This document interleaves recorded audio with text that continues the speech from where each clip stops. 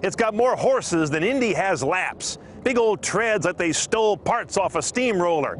And the angriest scowl in the auto business. Oh, God, not that. Get out of here. That! Let's drive the 2012 Camaro ZL1 and check the tech.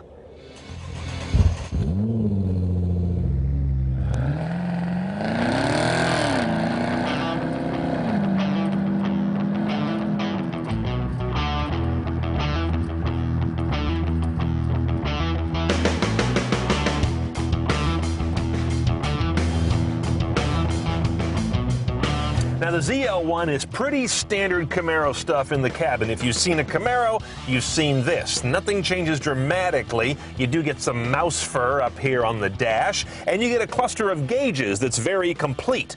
Oil pressure and temp, volt gauge, and your blower pressure coming off the supercharger. Right in front of those, Tour, Sport, traction control. These are the buttons you use to control the ferocity of the drivetrain.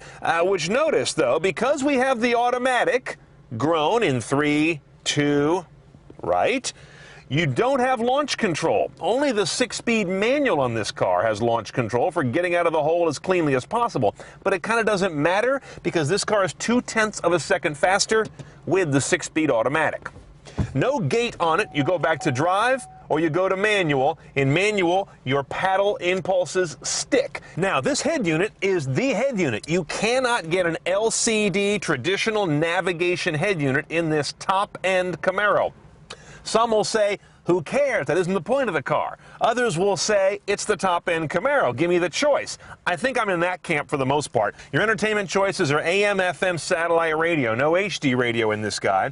Auxiliary jack, CD drive right here, or you can stream from your Bluetooth phone as well, but you're not going to get any meta tag information, just audio playback on here. It's pretty rudimentary. Now, of course, since you can't see a map there, you're thinking, what, no nav at all? Well, yes, you've got the OnStar directions and connections.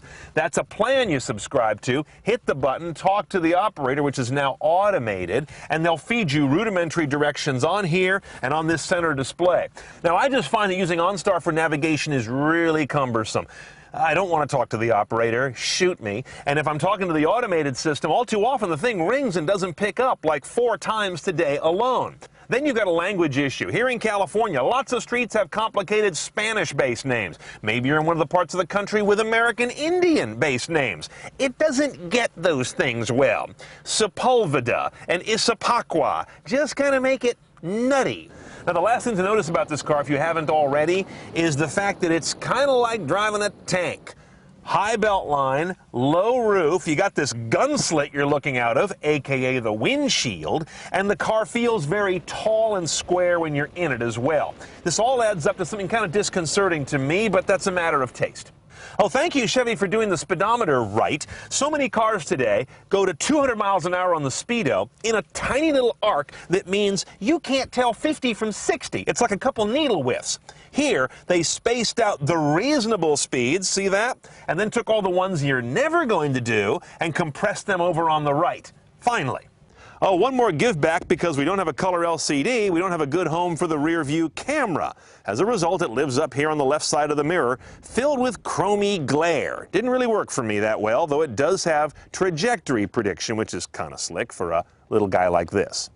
Aside from BMW, this may be the best head-up display in manufacture right now. It'll show you any combination of speed, G-force, entertainment currently playing, next navigational direction, a lot of good stuff in there with 4 different menu pages, adjustable height and brightness. Now herein lies the heart of the beast. This is your 6.2-liter supercharged V8. You probably don't need to know much more than that, do you? But I'll continue. 580 horsepower, 556 foot-pounds of torque. Good grief. 0 to 60 is a little under 4 seconds, though who cares? This is more like a 0 to 100 rocket. Now, you only get 1218 mpg in this configuration. That's pretty poor. And you're going to get hit with a gas guzzler tax as a result. But if you buy this car, you don't care. Rear-wheel drive only, of course. As I mentioned, choice of 2 gearboxes, 6 automatic or 6 manual. And you have a standard magnetic ride control. That's an active, adaptive suspension in all ZL1s. Check that out down there. That is an electric power steering rack. Some consider that heresy in a muscle car. And by the way, this is a sequential port fuel injected motor, not a direct injected motor. It is relatively low tech.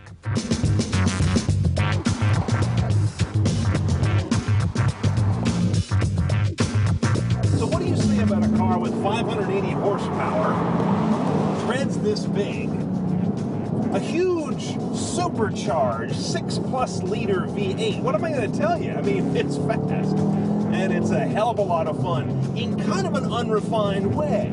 I don't mean any disrespect to Chevy, but this car feels like a very nicely finished sledgehammer. It comes on hard, it's big and chunky. It's got some kind of rude manners, though I'm not an expert at driving it in just a couple of days I've had it. And overall, it's got a grin factor to it that is exactly what this car sets out to do. It's about having fun. It's about visceral. It's about red-blooded. It's about Americana.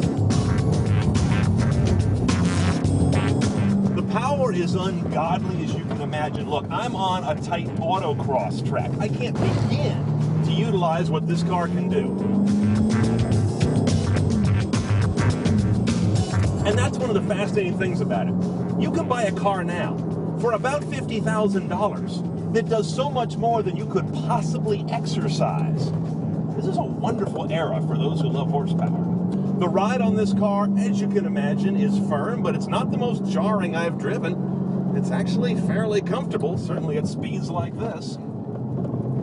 And it's got one of the great exhaust notes in American driving today.